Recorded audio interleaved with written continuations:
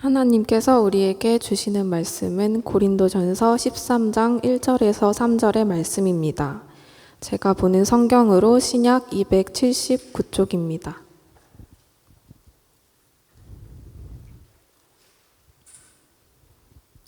이제 고린도전서 13장 1절에서 3절의 말씀을 봉독하겠습니다. 다 함께 일어나셔서 하나님의 말씀을 경청하시기 바랍니다. 내가 사람의 방언과 천사의 말을 할지라도 사랑이 없으면 소리나는 구리와 울리는 꽹과리가 되고, 내가 예언하는 능력이 있어 모든 비밀과 모든 지식을 알고 또 산을 옮길 만한 모든 믿음이 있을지라도 사랑이 없으면 내가 아무것도 아니요. 내가 내게 있는 모든 것으로 구제하고 또 내 몸을 불사르게 내줄지라도 사랑이 없으면 내게 아무 유익이 없느니라. 아멘. 네, 오늘 우리가 볼 본문은 우리가 잘 아는 사랑장이라는 본문입니다. 고린도전서 13장. 사실 교회에 다니지 않는 세상 사람들도 잘 아는 본문이죠. 사랑은 오래 참고라고 시작하는 사랑에 대한 기록을 담고 있는 성경입니다. 4절부터 시작되는 사랑은 이라고 시작하기 전에 바울이 이야기했던 1절부터 3절을 오늘 본문으로 택했습니다. 여러분, 고린도 교회는 사실 문제가 꽤 많은 교회였습니다. 바울이 많은 교회를 개척하고 많은 교회를 양육하였지만 그 중에서도 굳이 하나 가장 문제가 많았던, 바울을 가장 어렵게 했던 교회가 어떤 교회입니까? 라고 물으면 굳이 하나를 꼽으라고 하면 고린도 교회를 꼽을 수 있습니다. 그 정도로 고린도 교회는 늘 문제가 많았고 많은 문제들 때문에 바울이 케어하는 데 쉽지 않은 교회였습니다. 여러분, 고린도 교회를 이해하려면 고린도라는 곳을 이해하셔야 됩니다. 여전히 고린도라는 곳은 남아 있습니다. 그리스에 가면 코린도스라고 하는 도시가 우리가 알고 지금 읽고 있는 고린도라는 도시입니다. 코린도스라는, 지금 우리가 그냥 쉽게 얘기하는 고린도라는 지역에는 지금은 운하가 있습니다. 그게 세계 3대 운하 중에 하나인 고린도 운하죠. 그런데 그 운하가 생긴 것은 1800년도에 들어서서입니다.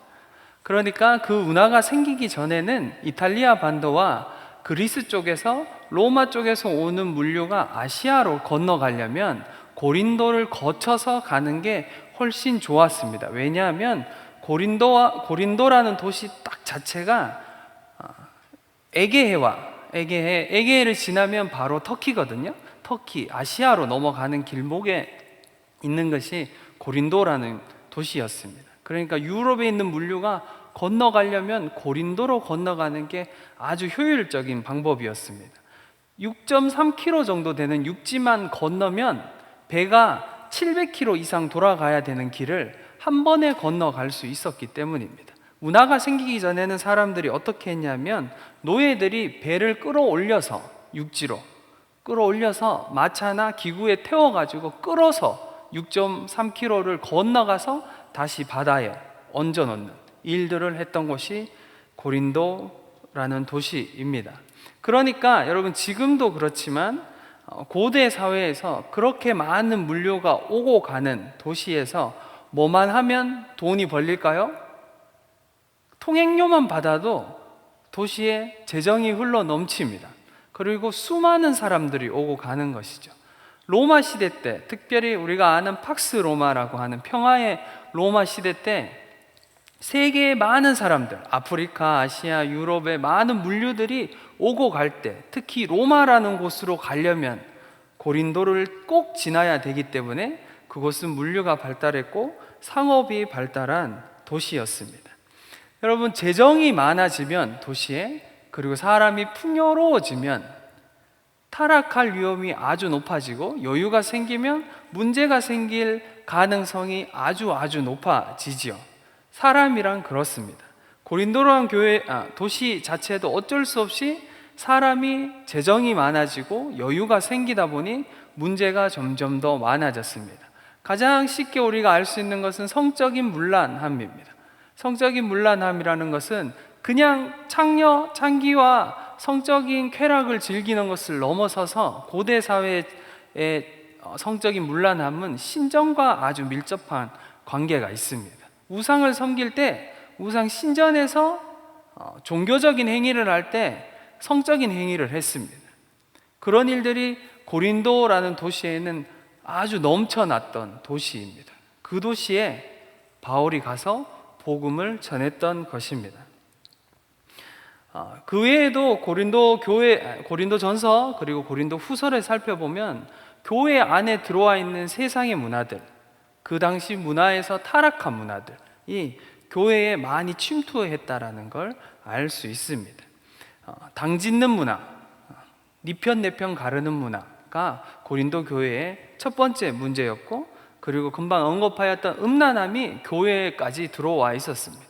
거룩한 삶을 살아야 된다라고 이야기하면서도 어디까지 문제가 되었냐 하면 새 엄마와 관계를 하는, 성적인 관계를 하는 문제까지 교회 안에 들어와 있었습니다. 그런데 그 교회에서 침묵하는 사태까지 일어난 것이죠. 그 부분에 대해서 바울이 아주 지적하고 정죄하는 일들도, 책망하는 일들도 있습니다. 우리가 성경을 읽다 보면, 그리고 교회에 오래 다니다 보면 들을 수 있는 우상 제물을 먹어도 되느냐, 먹지 말아야 되느냐, 그 문제도 고린도 교회의 문제였습니다. 우리가 잘 아는 우리로 예를 들면 절에 가서, 그죠? 절에 가서 절밥을 먹어도 되느냐, 이러면 우리가 확 이해되죠? 목사님, 절에 가서 절밥을 먹어도 됩니까? 먹지 않아야 되는 겁니까? 이렇게 이해하면 확 이해를 됩니다. 아니면 구슬하고 남은 음식을 먹어도 됩니까? 먹지 말아야 됩니까? 여러분, 먹어도 됩니까? 안 먹어야 됩니까? 갑자기 헷갈려요? 고린도 교회에 바울이 이렇게 권면합니다. 고린도 교회에 우상을 숭배하고 남은 고기들을 먹는 사람들이 있었습니다. 왜 먹었냐면, 나는 예수 그리스도를 믿어서 이제 거룩해졌기 때문에 이런 우상을 섬기고 그냥 이건 음식이니까 그냥 먹는 거지 우상을 섬기는 게 아니다, 이러면서 막 먹었어요. 틀린 말이 아닙니다. 그런데 문제는 믿음이 연약한 사람들의 문제였습니다. 여러분들이 생각해 보세요. 교회 온 지 얼마 안 됐어요. 특별히 오랫동안 절을 다녔어요. 불교에 있다가 이제 최근에 들어서 교회에 오기 시작했고 신앙을 가지기 시작했어요. 어느 날 교회에서 등산 간다고 해서 청년들이랑 등산 갔습니다. 절을 지나게 됐습니다. 목사인 제가 지나고 있는데 거기서 앉아서 밥을 먹고 있는 거예요. 절밥을 막 먹고 있는 거야. 믿음이 연약한 사람들은 시험에 들 수 있습니다. 목사가 어떻게 저렇게 하지? 아무 문제가 없다라고 생각하는 사람이 있을 수 있지만 믿음이 연약한 사람은 문제가 생길 수 있습니다. 그 부분을 바울이 지적하고 너희가 믿음을 가지고 성숙한 사람이 그렇게 행동하는 것은 아니다라고 이야기합니다. 우리 여자 성도님들이 들으면 제일 싫어하는 본문 중에 하나가 고린도 전서에 또 나옵니다. 너희는 머리에 무엇을 쓰지 않으면 발언하지 말든지, 교회 들어올 땐 머리에 뭘 꼭 써라 라고 하는 본문과 여자들은 교회에서 잠잠하라 라고 하는 본문이 고린도 전서에 나와 있는 본문입니다. 이 본문만 그냥 읽으면 우리가 잘 이해되지 않습니다. 천주교는 여전히 머리에 뭘 쓰죠. 예배를 드릴 때 뭘 쓰고 예배를 드립니다. 그 근거가 고린도 전서에 나와 있는 말씀 때문에 그렇습니다. 여러분, 말씀을 여러분이 이해할 때는 말씀을 있는 그대로 우리가 받아야 될 때가 있고, 말씀을 보면서 그 당시 문화와 특정 교회를 향해서 이야기한 것인지, 보편적인 교회, 시대를 초월해서 모든 교회에게 요구하고 있는 것인지 구분하면서 말씀을 볼 수 있어야 됩니다. 고린도 교회에는 아까 이야기한 것처럼 고린도란 지역에 많은 성적인 부분을 살았던 자매들이 있었습니다. 그런 창녀라고 하죠. 창녀인 여자들이 예수님을 믿게 됐습니다. 그래서 교회에 나왔습니다. 그들의 특징은 딱 하나입니다. 그냥 보면 압니다. 아, 창녀구나, 아니구나. 길거리를 다니면서도 알 수 있도록 표시가 되어 있습니다. 고린도 지역에서 그 표시는 여자인데 민머리로 다니는 것입니다. 그러니까 머리가 없는 거죠. 삭발한 거예요. 여자인데 삭발했으면 창녀구나라는 걸 바로 알 수 있었어요. 그런 사람들이 교회에 들어왔습니다. 교회에 들어와서 예배를 드렸죠. 공동체로 있었습니다. 문제는 그들을 보면서 시험에 드는 사람들이 있는 겁니다. 그래서 바울이 고린도라는 특정한 교회를 향해서 너희가 예배를 드릴 때는 머리에 뭔가를 써라, 가려라, 똑같이 보이도록 가려라, 아니면 다 밀어라, 머리를. 바울이 이렇게 얘기합니다. 처음 듣는 것처럼 그렇게 저를 보지 마세요.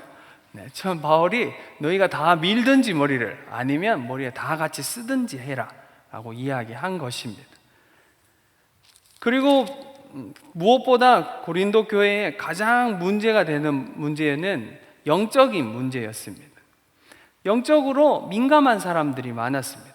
이방 종교에 있다가 교회라는 곳에 들어와서 예수 그리스도를 믿고 신앙을 가졌음에도 불구하고 이방 종교에서 행하던 많은 부분들을 가져와서 우리가 믿는 신앙과 접목시키는 부분들이 많았습니다. 여러분, 교회 안에도 우리가 가장 많이 들었던 이런 부분이 기복신앙이죠. 예수 믿으면 무조건 복 받는다. 이제는 우리 청년들이 이런 이야기를 많이 들어서 조금은 깨어 있습니다. 그럼에도 불구하고 샤머니즘처럼 예수님을 믿는 건 완전히 다른 문제인 겁니다. 어떤 사람들은 우상을 섬기듯이 하나님을 섬깁니다. 그 비슷한 문제가 고린도 교회에 있었습니다. 특별히 영적으로 민감한 사람들, 우리가 쉽게 이야기하는 은사 문제가 고린도 교회에 생기기 시작했죠. 지혜의 말씀들, 지식의 말씀들, 그리고 믿음의 은사, 병 고치는 은사가 교회에 막 드러나는 거예요. 예배 드릴 때. 그리고 방언하고 능력을 행하고 예언하는 사람들이 일어났습니다. 예배 때 그 사람들이 예배를 드리다가 그런 일들이 일어나는 거예요. 쉽게 얘기하면 우리처럼 이렇게 예배를 드립니다. 찬양 우리 똑같이 하진 않지만 예배를 드리다가 한쪽에서 갑자기 성령이 임하셔서 방언을 합니다. 갑자기 방언을 해요. 그럼 또 누가 방언을 합니다. 또 누군가가 일어나서 예언을 하고 막 이런 일들이 일어나는 거예요. 예배 안에. 예배 안에 그런 일들이 일어나는 거예요. 그럼 우리는 그냥 신기하잖아요. 그렇죠. 와, 신기하다. 이렇게 되는 건데, 고린도 교회는 그 신기한 정도를 넘어서서 너무 과하게 그런 일들이 일어나는 거죠. 예배에 방해될 정도로. 예배가 순서대로 질서 안에서 드려져야 됨에도 불구하고 중구난방으로 예배가 진행되는 겁니다. 그냥 내가 성령께서 이런 마음 주셔서 그냥 이야기한다 이러면서 아무나 일어나서 그런 일들이 계속 일어나는 거예요. 그리고 그런 은사를 가진 사람들이 은사가 드러나지 않은 사람들을 무시하기 시작합니다. 그들이 교회의 지도자였음에도 불구하고 만약에 은사가 드러나지 않으면 은사를 가진 사람들이 그 사람을 무시하는 일들이 일어나기 시작했어요. 그래서 교회가 아주 혼란스러웠습니다. 그걸 영적 엘리트주의라고 합니다. 내가 은사를 가졌기 때문에 굳이 그런 말 들을 필요 있나? 여러분, 종종 그런 사람들을 봅니다. 여전히 한국 교회에서도. 종종 저도 선교단체에 있었잖아요. 선교단체에 꽤 오래 있었습니다. 그리고 학생들을 꽤 오래 가르쳤습니다. 가르치다 보면 아주 강력한 훈련을 시킬 때가 있습니다. 제자훈련이라고 하죠. 저는 예수전도단이라는 단체에 있었는데 6개월 정도, 사실은 대학생은 8개월 정도 훈련을 시킵니다. 애들을 가다 놓고. 우리도 한번 해볼까요? 갇혀서 애들 폰도 없이 하루 종일 아침에 일어나면 기도하고 묵상하고 예배드리고 아침 먹고 오전 예배드리고 강의 듣고, 강의라고 하는 건 말씀을 배우는 겁니다. 하나님은 누구이신지, 예수 그리스도는 어떤 분이 막 배우는 거예요. 그리고 오후에는 청소합니다. 그것도 일하는 것이 영적인 그 부분에 필요하다라고 생각해서 그런 부분을 합니다. 그리고 저녁 먹고 또 예배드리고 또 강의 듣고 기도하고 잡니다. 그걸 몇 달씩 합니다. 애들 못 빠져나가게 해놓고 그렇게 합니다. 그렇게 하고 또 나머지 기간은 전도여행 보냅니다. 계속 전도여행만 시킵니다. 여러분, 그 훈련들을 받고 나면 학생들이 겸손해지고 예수 그리스도를 아는 지식이 높아지기 때문에 아이들이 은혜가 넘칠 때가 있습니다. 그런데 문제가 생길 때도 있습니다. 무슨 문제일까요? 교만해지는 문제입니다. 훈련 받은 사람과 훈련 받지 않은 사람. 나는 훈련 받았는데 넌 훈련 안 받았지. 에이, 네가 뭘 아니? 이런 일들이 일어나는 거예요. 그런 일들은 아주 여전히 하나님의 은혜가 무엇인지, 예수 그리스도를 닮아가는 것이 어떤 것인지 모르는 사람이 그런 생각을 합니다. 가끔 청년들을 교회 안에서도 가르쳐도 청년들 중에 가끔 은사가 드러나는 친구들이 있습니다. 하나님이 은혜를 주셔서 풀어지는 친구들이 있어요. 그런 친구들을 보면 늘 이야기합니다. 은사는 옷과 같은 것, 주님이 선물로 주신 것, 네가 잘나서 준 게 아니라 그냥 선물인 겁니다. 선물이기 때문에 주님께 받아서 감사합니다 하고 쓰는 거예요. 그런 건데 은사가 꼭 자기가 뭔가 뛰어나기 때문에 주님이 주신 것처럼 쓰는 사람들이 있습니다. 제가 이런 얘기를 계속하면 목사님, 어떤 친구들은 목사님은 잘 모르면서 그런데 뭘 아시나 이렇게 생각하실 수도 있어요. 아직은 제가 여러분들과 모두 다 모르기 때문에 다는 모르겠지만 그런 어떤 한국 교회에 있는 은사적인 부분, 영적인 부분을 눈으로 보고 경험한 것에 있어서 저는 꽤 뒤처지지 않습니다. 신비한 것들도 많이 봤고 이상한 일들도 많이 봤습니다. 저걸 어떻게 성경으로 해석해야 되느냐 문제가 늘 저에겐 고민거리일 정도였습니다. 사랑하는 청년 여러분, 기억하십시오. 여러분 삶에 하나님이 은사를 주시고 성령의 충만하심을 주시고 주님을 아는 지식이 풍성해지는 시즌이 여러분 삶에 올 겁니다. 그리고 그러길 저는 간절히 기도합니다. 그런데 기억해야 됩니다. 그것을 주님이 여러분 삶에 베푸시는 것은 여러분이 뭔가 잘 해서가 아닙니다. 하나님이 값없이 우리에게 주시는 선물입니다. 꼭 기억하셔야 됩니다. 이것이 엉키면, 순서가 뒤바뀌면 늘 문제가 생깁니다. 그래서 영적으로 카리스마가 뛰어난 사람들은 무례한 경우가 꽤 많습니다. 조심하셔야 된다라고 이야기 드리는 겁니다. 바울은 12장까지 은사 문제를 언급합니다. 그리고 갑자기 13장에 들어오면서 사랑에 대한 이야기를 합니다. 여러분 성경을 읽다 보면 12장을 읽고 14장 1절을 바로 읽으면 아주 자연스럽게 문장이 넘어갑니다. 굳이 13장을 끼워 넣지 않아도 문장은 12장 31절이 끝나고 14장 1절을 읽으면 꽤 자연스럽게 문장이 이어진다는 걸 알 수 있습니다. 왜냐하면 은사 부분을 바울이 쭉 설명한 다음에 14장에서 신령한 것들을 사모하되 이러면서 들어가기 때문에 꽤 자연스럽게 들어갑니다. 그런데 갑자기 13장이 꼭 아주 의도적으로 끼워 넣은 것처럼 들어가 있는 것이죠. 그래서 어떤 성경학자들은 바울이 쓴 것이냐 아니냐에 대해서 의견이 분분할 정도였습니다. 그러나 우리가 알고 있는 신학과 성경학자들의 주류는 바울이 썼다라는 것을 우리가 그렇게 믿고 고백하는 것이죠. 바울이 그러면 왜 13장을 꼭 여기다 집어넣었을까요? 성경에서 나오는 그 은사들을 쭉 열거한 다음에 그리고 14장에서 방언과 예언에 대해서 더 길게 설명하면서 또다시 은사를 설명하면서 그 전에 꼭 바울이 사랑이란 부분을 끼워 넣어서 설명하고 있는 것입니다. 그걸 알려면 우리가 12장 31절을 잠깐 읽어야 됩니다. 12장 31절을 제가 읽겠습니다. 너희는 더욱 큰 은사를 사모하라.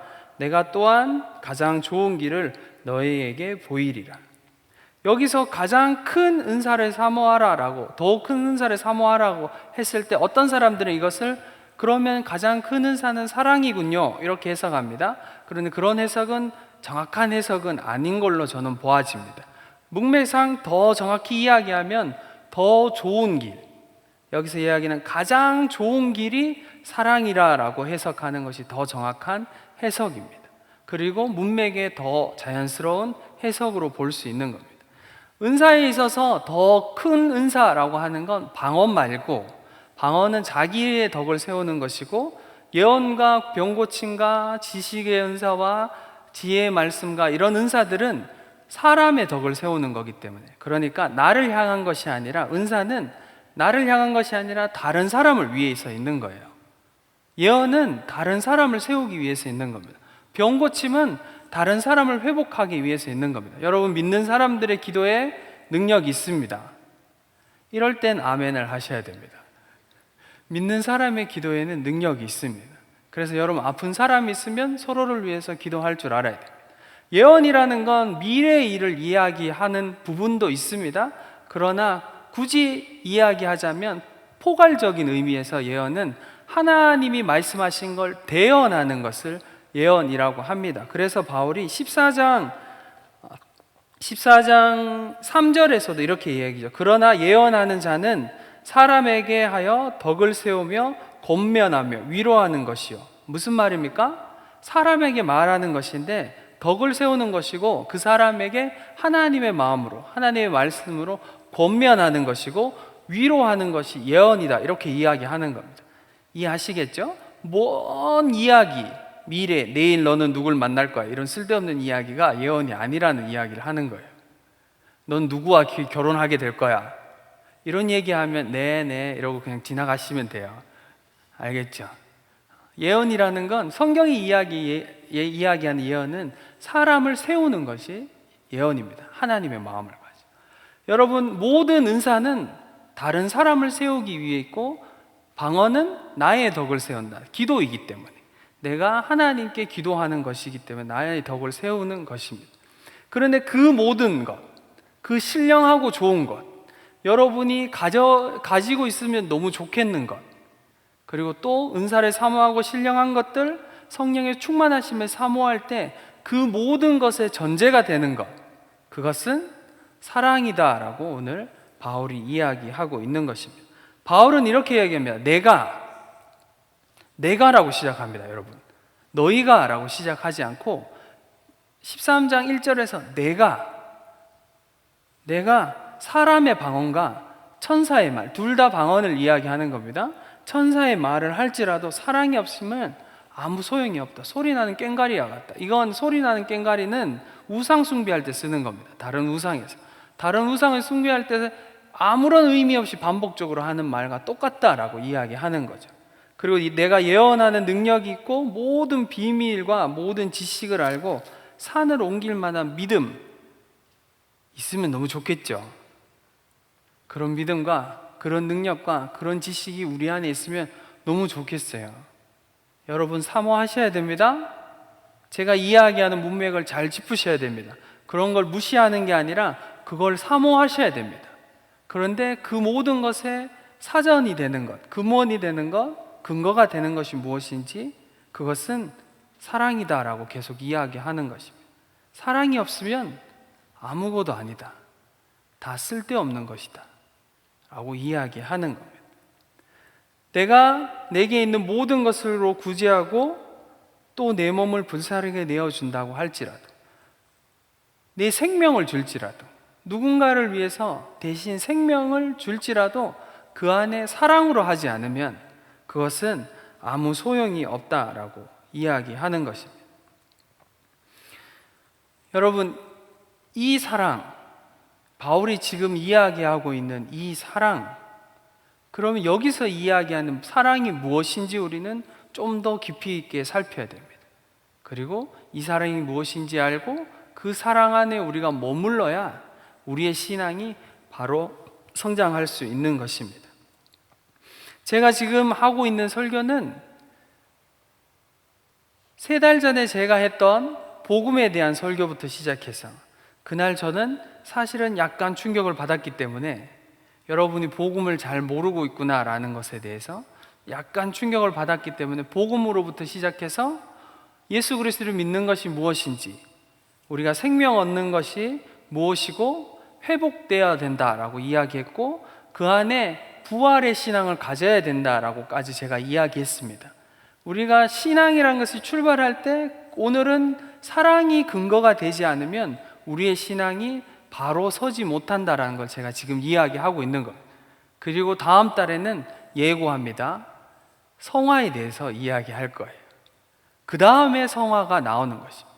여러분, 이 앞에 있는 예수 그리스도를 믿고 중생하고 생명을 얻고 그 사랑 안에서 자라나는 것이 전제되지 않으면 성화하는 것, 그러니까 내 삶이 거룩한 삶을 살아내는 것은 불가능합니다. 전제되지 않으면. 한국 기독교는 꽤 많이 앞뒤가 바뀌어 있습니다. 먼저 거룩한 삶을 살아라. 먼저 너희가 착하게 살아라. 그리스도인답게 살아라. 성도답게 살아라 라고 우리에게 요구하죠. 그리고 우리가 그 요구에 대해서 부담을 가지고 그렇게 살려고 애를 씁니다. 그런데 우리 안에는 늘 갈등이 있습니다. 거룩하게 살고 싶은 삶과 그리고 여전히 제약으로 있는 내 삶, 그 갭이 좁혀지지 않는 것이죠. 그것은 우리가 성화에 대해서 잘 여전히 이해하지 못하고 있기 때문입니다. 약간 예고편으로 하자면 성화는 씨앗과 같습니다. 오늘 담임 목사님이 씨앗에 대해서 언급하셨는데 1부, 2부, 3부 예배에서 깜짝 놀랐습니다. 내가 다음 주에 할 설교를 알고 계신가? 여러분, 성화는 씨앗과 같이 우리가 생명을 얻었을 때, 예수 그리스도를 믿고 중생했을 때 씨앗처럼 우리 안에 심겨지는 겁니다. 그래서 그것은 물을 주고 천천히 다듬어서 햇빛도 받고 풍파도 거치면서 성장해 나가는 것입니다. 여기까지. 오늘은 다시 돌아와서 그 시작을 하기 위해서 우리가 거듭나고 생명을 얻고 신앙이라는 것을 시작할 때, 그리고 지금도 여전히 이미 시작해서 오랜 세월을 섬기고 있는 리더들, 모태신앙들, 이제 막 신앙을 시작하는 사람이든 상관없이 우리가 이야기하는, 우리가 섬기고자 하는, 우리가 살아내려고 하는 삶의 근거가 되는 것, 힘이 되는 것은 무엇이 되어야 되냐면 사랑이 되어야 됩니다. 그것이 이유가 되지 않으면 우리의 신앙은 분명 문제가 생기게 되어 있습니다. 이 사랑의 근원, 이 사랑은 무슨 사랑일까요? 다 알고 있습니다. 하나님이 나를 사랑하신 그 사랑이죠. 그렇게 우리가 수없이 들었던 예수 그리스도가 나에게 생명 주신 그 사랑입니다. 하나님이 나를 사랑하시고, 그리고 내가 하나님을 사랑하는 것, 내 이웃을 내 몸과 같이 사랑하는 것, 그 사랑, 그 이유, 그 근거가 예수 그리스도의 사랑인 것입니다. 이번 주에 제가 세례 교육을 담당해서 세례 교육을 새벽반을 했습니다. 우리 청년 중에는 1명 새벽반, 그리고 저녁반 1명 이렇게 했습니다. 저는 새벽반에서 일주일 동안 그 청년과 함께 세례 교육하고 어제 문답을 했습니다. 우리 세례를 받은 사람들은 알고, 아직 세례를 받지 않은 친구들은 문답이 뭐지? 이렇게 볼 수 있는데, 받으면 알아요. 빨리 받으세요.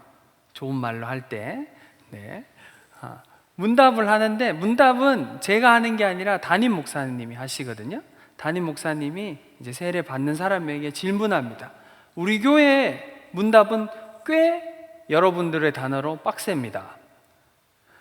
담임 목사님이 아주 천천히 확실하게 묻습니다. 당신은 구원받았습니까? 당신이 지금 죽어도 천국에 갈 수 있습니다. 갈 수 있습니까? 그 이유는 무엇입니까? 그리고 우리가 사는 신앙은 어떤 것입니까? 교회 생활은 어떻게 해야 됩니까? 기도는 어떻게 하고 있습니까? 말씀은 어떻게, 갑자기 겁먹어서 난 세례 안 받아야 되겠다 이렇게 생각하면 안 돼요. 그럼 제가 옆에 앉아 있었어요. 담당하는 목사님과 그리고 청년 2명이 담임 목사님께 문답 받는 동안 한 30분 정도, 조금 넘게 그 시간이 진행됐는데 저 옆에 앉았습니다. 앉아 있었어요. 여러분, 제가 그 내용을 알까요? 모를까요? 수없이 들었던 내용입니다. 늘 가르치는 내용이죠. 그리고 오늘 또 이야기하는 그 내용입니다. 내가 천국에 가고 구원 얻을 수 있는 이유는 내가 아니라 예수 그리스도께 있다.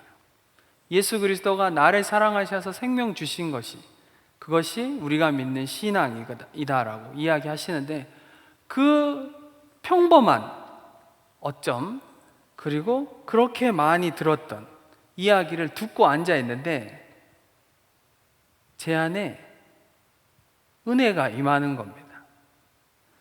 늘 듣던 그 말씀을, 그리고 세례 때마다 늘 듣는 말씀을, 그리고 내가 설교도 자주 하는 말씀을, 여러분과 만나서 신앙생활 상담을 할 때마다 늘 하던 근원적인 그 말씀, 그 이유를 또 듣는데, 여러분, 저에게 앉아 있는데 은혜가 임하는 거예요.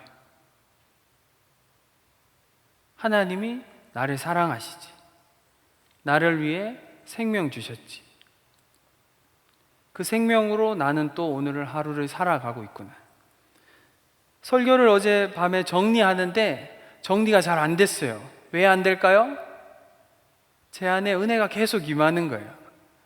은혜가 계속 임할 때는 은혜가 좀 정리가 돼야, 좀 차분해져야 글을 쓸 수 있는데, 글을 쓰는데 글을 쓰기 좀 어려웠어요. 글을 쓰기 어려울 정도로 은혜가 계속 임하는 겁니다. 제 영혼에 계속 하나님이 내가 너를 사랑한다 라는 그 말이 메아리 치듯 울리면서 계속 제 안에 감격이 되는 겁니다. 사랑하는 청년 여러분, 여러분은 어떻습니까? 예수 그리스도께서 나를 사랑하셔서 생명 주셨습니다 라는 말을 들으면 여러분 마음은 어떻습니까? 감격이 있습니까? 아니면 늘 듣던 이야기구나 합니까? 저는 성찬이나 성례전이라고 하는 세례식을 참여할 때마다, 특별히 성찬에 참여할 때마다 은혜가 있습니다. 예수 그리스도의 몸을 먹고 그 피를 마심으로 나 같은 사람이 구원 얻었구나 라는 감격이 제 안에 있습니다. 그 감격이 너무너무 신기한 겁니다. 날이 갈수록 너무 신기하고 너무 놀랍고 너무 큰 은혜구나 라는 걸 알아가는 것이죠. 사랑하는 여러분, 오늘 여러분은 예배 드리러 나왔습니다. 왜 예배하러 나오셨습니까? 여러분, 아까 우리가 다 함께 찬양했습니다. 왜 하나님께 찬양하고 있습니까? 여러분, 밥을 먹을 때 기도하잖아요? 아침에 일어났을 때 기도하시잖아요. 잠들기 전에 기도하시잖아요. 왜 기도합니까? 이런 질문들의 대답은 하나여야 합니다. 다른 것이 아니라 하나님을 사랑하기 때문입니다. 나에게 생명 주신 그 사랑이 너무 놀랍기 때문입니다.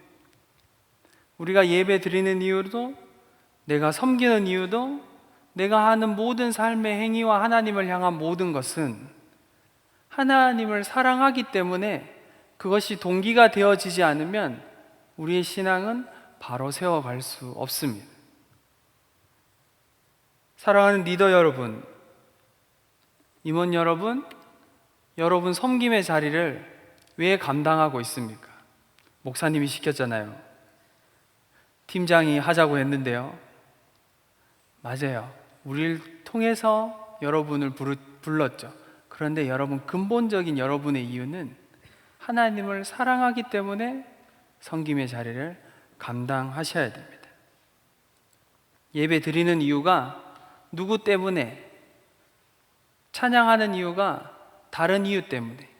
오늘 예배 나오지 않으면 엄마가 용돈을 끊는다고 했어요. 생명이 걸려있는 문제예요. 집안에서 호적이 파인데요. 내가 교회를 안 나가면. 그런 신앙을 가지면 언젠가 진짜 신앙을 가지기 전까지는, 하나님을 알기 전까지는, 이 사랑을 느끼기 전까지는 온전한 신앙생활을 할 수 없습니다. 불가능합니다. 여러분이 하고 있는 모든 행위들이 너무 짐이고 너무 힘든 일입니다. 오카는 목사님을 알고 계십니까? 고인이 되셨지만 오카는 목사님 살아계실 때 이런 인터뷰를 하셨습니다. 오카는 목사님께 질문했습니다.